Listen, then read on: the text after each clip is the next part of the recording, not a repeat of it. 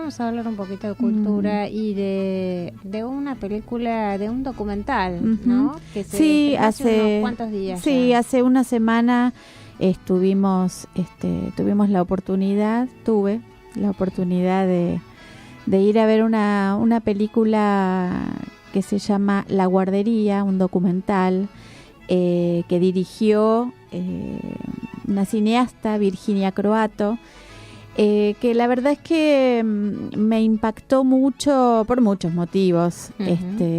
Ahora vamos a conversar con ella y ella lo va a contar mejor que yo, pero una de las sensaciones que tuve cuando vi la película fue que Virginia nos mostraba una mirada de la niñez y de la infancia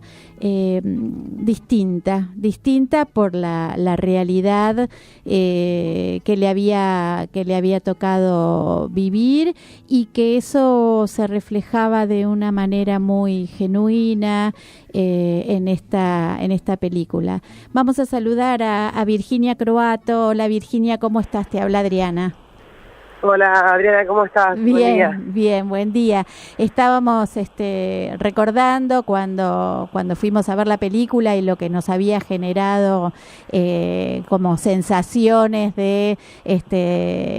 distintas, ¿no? Y como tu posibilidad de mostrarnos sentimientos que tenían que ver con la infancia y la niñez, bueno, nos habían conmovido y de alguna manera generado una ternura muy particular.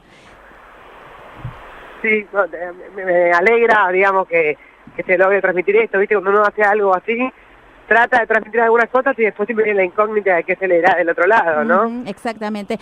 Vamos a contar que vos, junto a otros, creo que 18, 19 niños, pasaron 3 años de la infancia en Cuba, a partir de la decisión de los papás de dejarlos en este lugar de Cuba, conviviendo con algunas personas adultas responsables que los cuidaban, mientras, bueno, los padres habían venido a la Argentina, a pelear por sus ideales, y esta convivencia en Cuba tuvo como la particularidad de funcionar como guardería.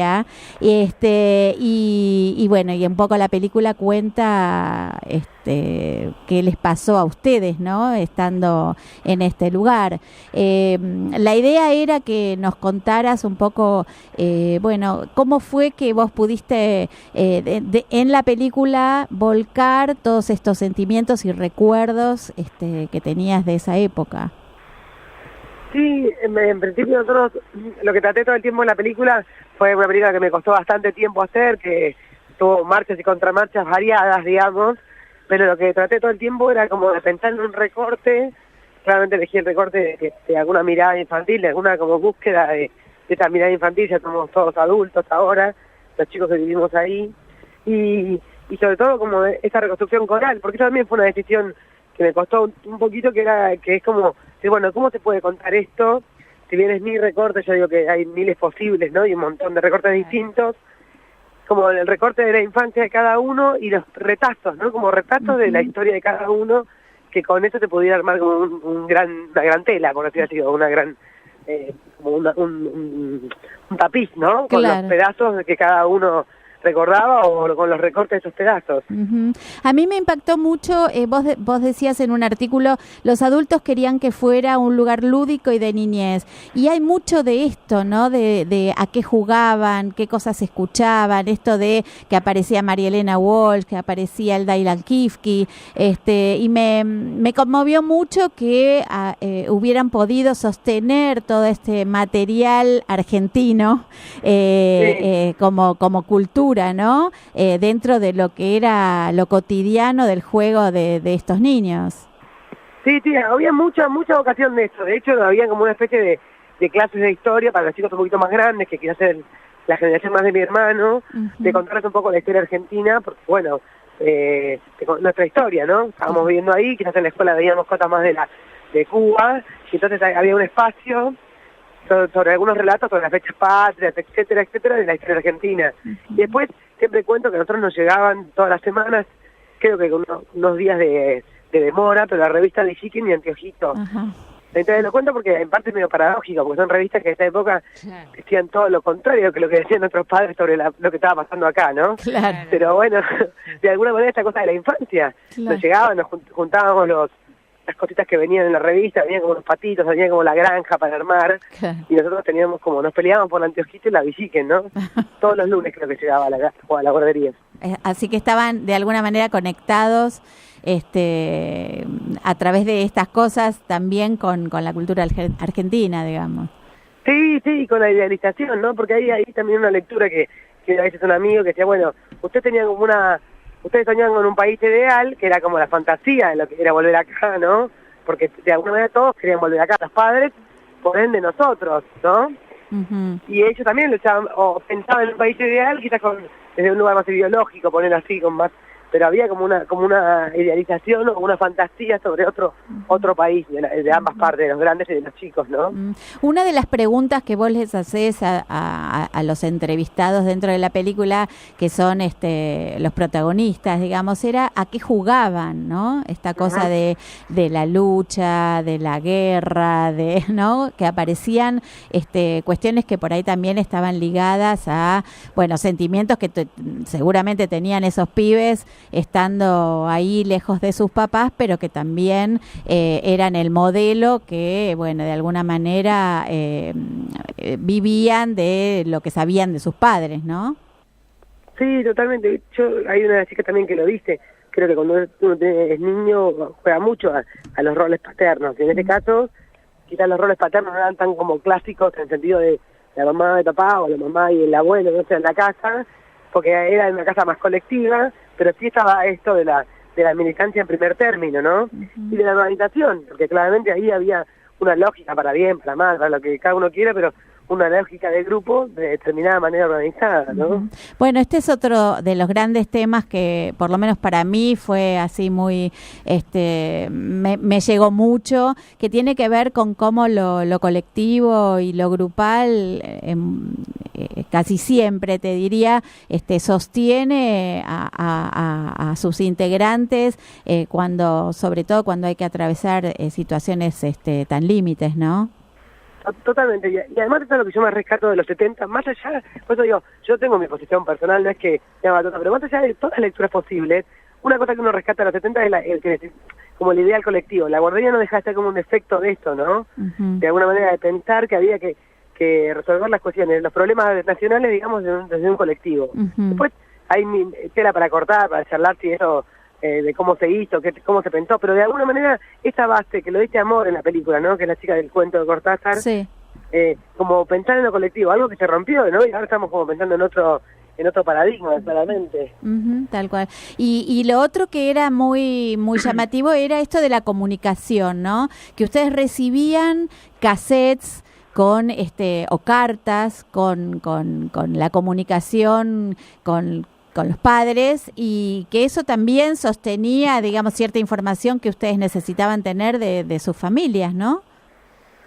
Sí, a full. Eso, mira, yo creo que hay como perlas en la película, que por suerte fueron generosos todos los que me la prestaron para usarla, ¿no? Pero creo que hay material ahí, la gente debe tener material, porque lo que me bastaba, que cuando iba pidiendo, muchos no tenían ni pasado digital, pero muchos, te diría la mayoría, no tenían material de pasado digital. Entonces yo digo, debe haber ahí en las cosas que la gente ya no escucha, porque son cassettes, ¿no? Muchas veces no tenés el equipo para escucharlo y demás. Mucho material muy interesante para contar la historia desde las fuentes de los 70 y supongo de los 80 también, ¿no? Como muy interesante este método de esa época, que tiene características como más duraderas que ahora lo del mail y demás, ni mejor ni peor, pero distintas, ¿no? Claro. Ahora, te habla Elena, ¿cómo estás? ¿Cómo estás, Elena? Buen día. Mira, yo también vi la película y hay algunas cosas que me interesaba preguntarte. Porque ustedes estuvieron durante ¿cuánto tiempo en la guardería aproximadamente? Lo que pasa es que hubo mucha variedad y yo estuve casi 4 años, Casi mi 4 hermano años. y yo. Y después Sí. regresaron a la Argentina, digamos, y todavía estaba la dictadura, pero todavía acá en la Argentina. Sí, la mayoría volvió en dictadura, que eso fue bastante duro. La mayoría. Nosotros volvimos un medio como ahí en la intersección entre las elecciones Sí, en el y 89. y la asunción de la democracia. Nosotros volvimos en noviembre, pero la mayoría volvió todavía en dictadura, sí. Sí.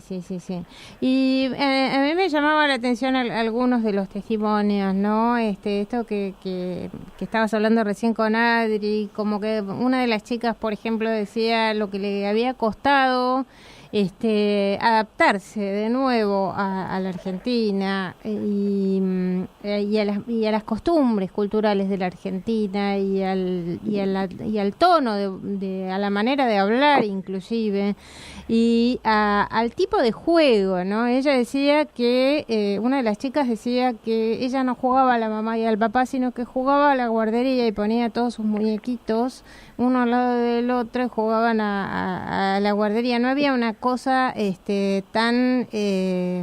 una impronta tan importante como la que tenían acá los chicos, ¿no? Sí, totalmente. Sí. El regreso fue muy fuerte, muy difícil para la mayoría, y también creo que fue algo que yo descubrí con la película, digamos. O sea, si bien yo tenía mi propia experiencia del regreso, haberlo conceptualizado, lo empecé a conceptualizar una vez que ya tuve el material, ¿no?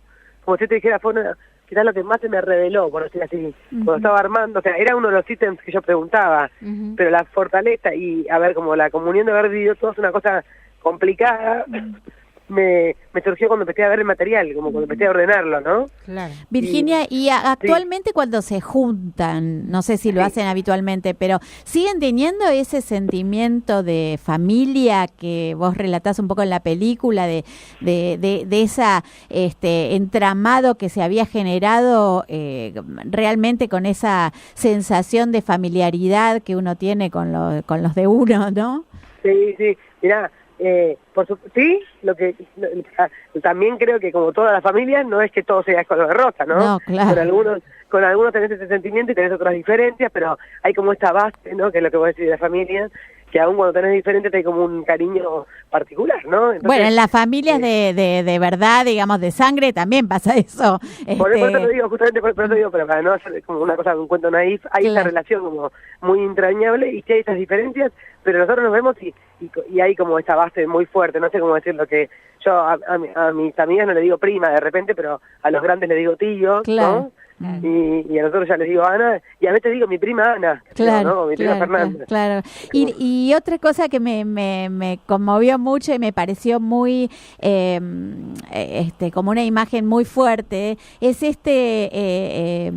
uno de los cuidadores, digamos, de las personas responsables, adulto, que se disfrazaba de tía Porota, ¿no? Que esto de convocar al humor, porque él había sentido que bueno, había como una sensación así de bajón y de que los pibes estaban como apesadumbrados y que ustedes tenían como estas sensaciones por momentos de desarraigo, de soledad, de separación de sus propios padres, digamos, que son todos sentimientos que en un niño chiquito obviamente tienen como un impacto muy fuerte, y donde a partir de un personaje de un señor que se disfrazó de señora y que venía a hacerse un poco la loca con los chicos, transformaba esto de lo trágico en cuestión más de humorada, ¿no?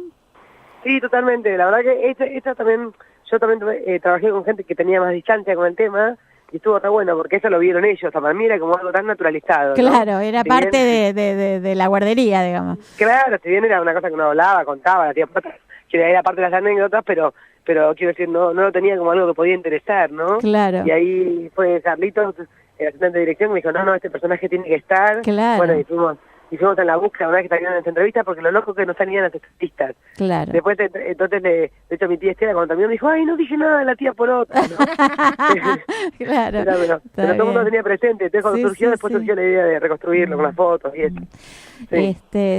La verdad, Virginia, que yo cuando vi la película, más allá de contextualizarla en la cuestión política, que por supuesto esto tendrá un análisis en paralelo, digamos, para el que quiera meterse con ese tema, me pareció muy valioso poder abrir esta circunstancia de qué pasa cuando un niño o un grupo de niños pasa por una situación tan tremenda, tan trágica y tan distinta, y cuáles son los recursos que los adultos o que los propios niños encuentran para salir adelante, ¿no? Y desde ese lugar es que se me ocurrió convocarte para que pudieras contarlo acá en el programa. Sí, muchas gracias. Así lo pienso, pienso la guardería en esos términos, como está diciendo. Como una especie de rescate y de salvación de todos esos sentimientos. Sí, como un lugar que nos permitió expresarnos y crecer y demás. Y que tal cual. Y una cosa que me interesa es que además no somos todos iguales, viste, que o sea, no es que un lugar de adoctrinamiento, cada uno de nosotros ha hecho caminos distintos y un lugar como en ese sentido muy libre, por suerte. Buenísimo. Y con mucho amor, ¿no? Sí, totalmente. Bueno, Virginia, yo te súper agradezco este contacto con el programa. Les recomendamos a todos, ¿se sigue dando la película? ¿Está en el Gaumont todavía? Está en el Gaumont en un horario medio complicado, que es 2:30 de la tarde, pero va a estar en mayo en el Malva. Buenísimo. Así que está ahí un horario un poco más posible. Porque el Gaumont es divino, la verdad es un cine divino, pero el problema es que en ese horario es bastante complicado para la gente que trabaja en general, ¿no? Bueno, pero lo importante es que todavía se esté dando y que haya más gente que pueda tener la posibilidad de ver la película. Te felicito, te agradezco y te mando un beso muy grande. Un beso muy grande, muchas gracias. No, por favor. Chao, hasta luego, chao.